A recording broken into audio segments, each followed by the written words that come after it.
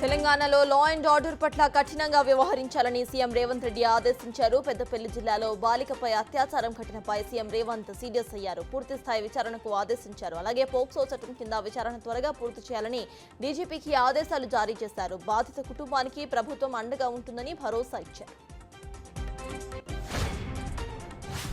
AP కొత్త CM Chandrababu పని మొదలు పెట్టేశారు. ఇప్పటికే మెగా డిఎస్సి సహా ఇతర పనులు స్టార్ట్ చేసిన చంద్రబాబు ఇప్పుడు మరో ముందడుగు వేయబోతున్నారు.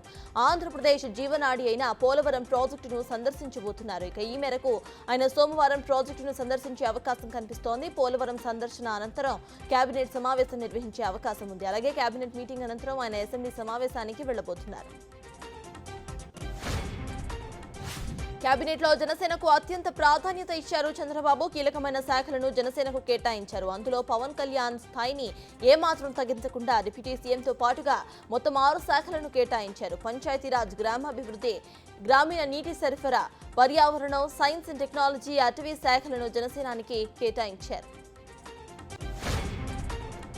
ధరణి సమస్యలపై కలెక్టర్లతో కమిటీ వీడియో కాన్ఫరెన్స్ నిర్వహించింది. పెండింగ్ లో ఉన్న దరఖాస్తులను వీలైనంత త్వరగా పరిష్కరించాలని కమిషన్ నవీన్ మిట్టల్ ఆదేశించారు. ఇక ఈ నెలాఖరులోగా వీలైనన్ని దరఖాస్తులను పరిష్కరించాలని సూచించారు. పాస్బుక్ డేటా కరెక్షన్ లోనే ఎక్కువ దరఖాస్తులు ఉన్నట్లుగా తెలిపారు.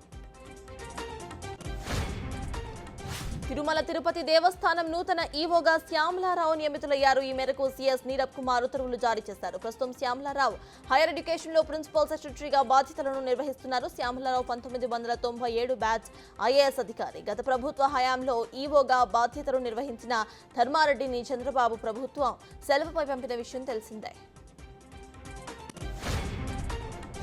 తెలుగు పాఠ్య పుస్తకాల ముందు మాటలో తప్పులపై ప్రభుత్వం చర్యలు తీసుకుంది. ముందు మాటలో ముఖ్యమంత్రిగా కేసీఆర్, విద్యాశాఖ మంత్రిగా సబితా ఇంద్రారెడ్డి పేర్లను ముద్రించడాన్ని తీవ్రంగా పరిగణించిన ప్రభుత్వం 2 అధికారులపై బదిలీ వేటును వేసింది. Text books press services director Srinivasachari, SCERT అదనపు డైరెక్టర్ రాధారెడ్డిలను పాఠ్య పుస్తకాల బాధ్యతల నుంచి తప్పించింది.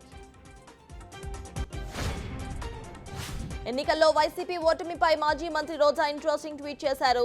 చెడు చేసి ఓడిపోతే సిగ్గుపడాలి, కానీ మంచి చేసి ఓడిపోయాం, గౌరవంగా తలెత్తుకు తిరుగుదాం, ప్రజల గొంతుకై ప్రతిధ్వనిద్దామని ఆమె ఎక్స్ ఖాతాలో పోస్ట్ చేశారు. నగరిలో రోజా ఓడిపోయాక వైసీపీ నేతలే సంబరాలు చేసుకున్న సంగతి తెలిసిందే.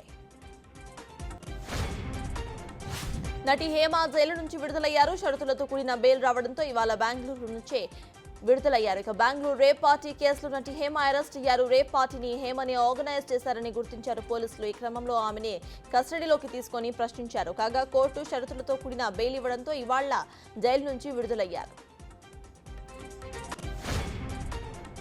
Kannada star hero Darshan murder కేసులో అరెస్ట్ అయ్యాడనే వార్త కన్నడ పరిశ్రమని ఊపేస్తుంది. సోషల్ మీడియాలో తెగ వైరల్ అవుతోంది. మన తెలుగులో super star Mahesh, power star Pawan Kalyan లాంటి క్రేజ్ కన్నడలో దర్శన్ కి ఉంది. మహేష్, పవన్ లాగా కల్ట్ ఫ్యాన్ బేస్ అక్కడ ఆయనకుంది. ఒక్క ఈ మర్డర్ కేసు అనే కాదు, ఇప్పుడు దర్శన్ పర్సనల్ లైఫ్ కూడా అలాంటి వివాదాలే ఉన్నట్టు తేలుతున్నాయి. అనేక వివాదాలు దర్శన్ ని చుట్టుముట్టాయి.